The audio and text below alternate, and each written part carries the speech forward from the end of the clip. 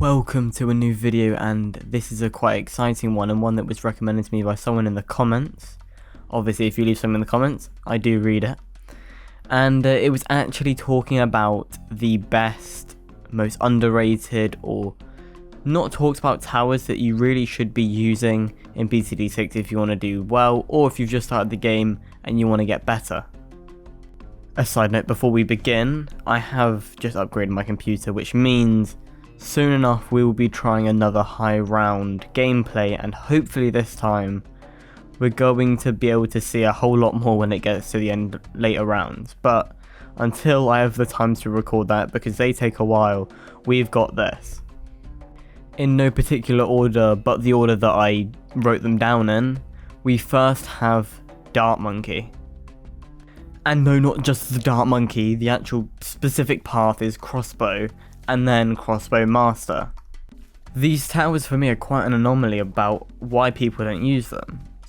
Let's just keep fair, and the fact that the Dart Monkey can do so much damage, we're talking 3 damage to each balloon it hits, and it can do about, I think 4 pierce, I'm not 100% sure, but it can pop all the way up to green instantly, and then we go to a Crossbow Master, which can pop all the way up to I believe black and white, that level instantly. It does fall off when you get to zebras and on top of that rainbow, but it can also see camo, and this just makes it a great starting tower to use and really quite good. Can't hit leads obviously, so you would have to get something, but you have a free Dart Monkey when you start usually if you have the knowledge, and this can be a great path to go down.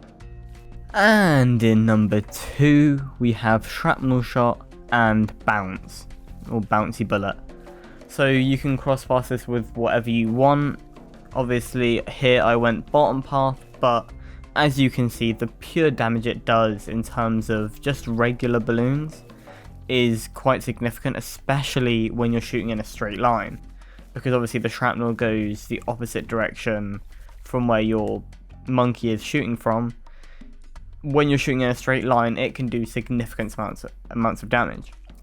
Going down to just Shrapnel Shot without the bounce though is a little bit weaker, but still a great tower. I really recommend this to anyone that wants a sniper.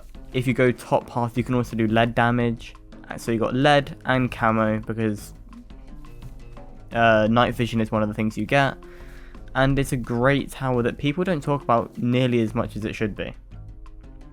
And a very simple one in third, we have the Buccaneer, the Pirate Buccaneer to be specific. It can take in both Moabs and BFBs instantly for very little money. In number 4, remember they're not in any specific orders, we have one that you might not think of and you might have never heard of, Shinobi Tactics. This is the ninja's middle path, going 3, for about, this is on easy mode, so for about 2k each one, you can level up each ninja monkey to have more pierce and more attack speed.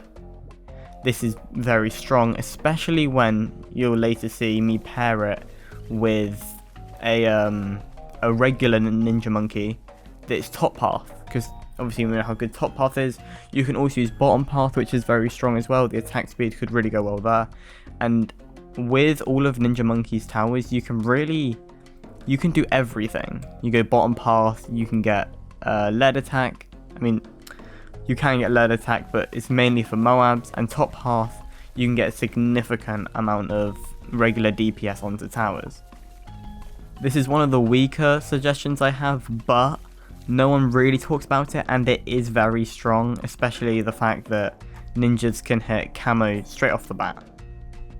And it's looking good for ninjas, because another tower I picked was Sticky Bomb.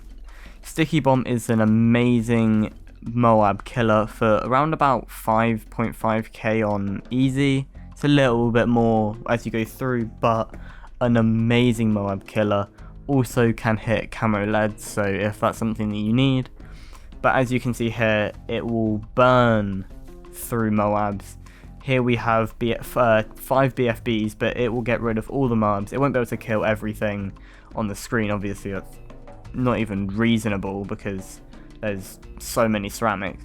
but it can kill all the Moabs, and that's really what you want from that tower. For that cheap, very good.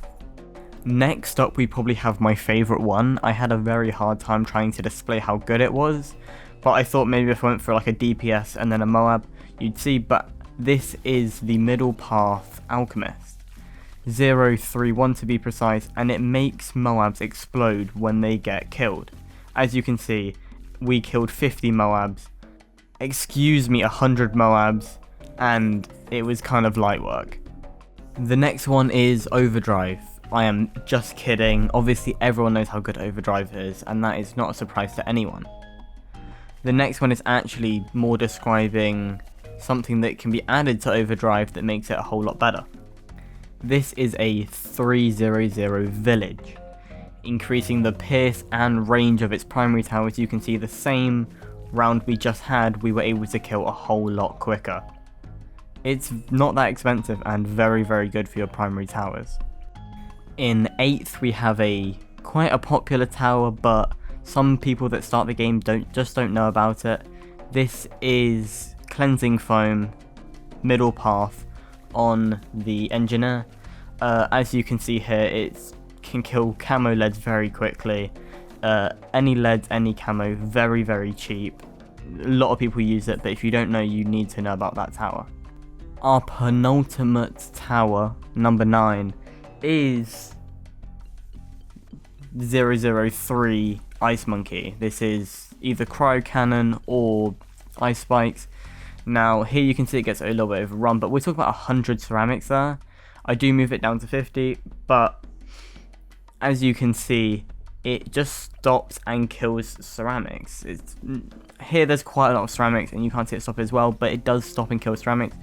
And when you go to 004, it will actually kill a lot more of the balloons that come out of the ceramics. So what it does is when an ice balloon dies, it lets out shards basically that damage the balloons around it. So very powerful. But there's actually no video for the last one, and that's because it's a tower that you know very well, but some may not. And that is the marketplace. I don't need to speak too much about the marketplace, but a farm that so many new players don't know how good it is. Easily the best early game farm. We're talking 023 or 203. There's not much in it, but if you do want to see how much is in it, check my farming video. It was about 2 videos ago. And that concludes our list. Let me know what tower you enjoyed the most. Tell me what tower surprised you. Tell me what towers you think should have been there. I know I'll hear from you, Sword P Shooter. Join the Discord, subscribe, like, and I'll see you in the next one. Peace.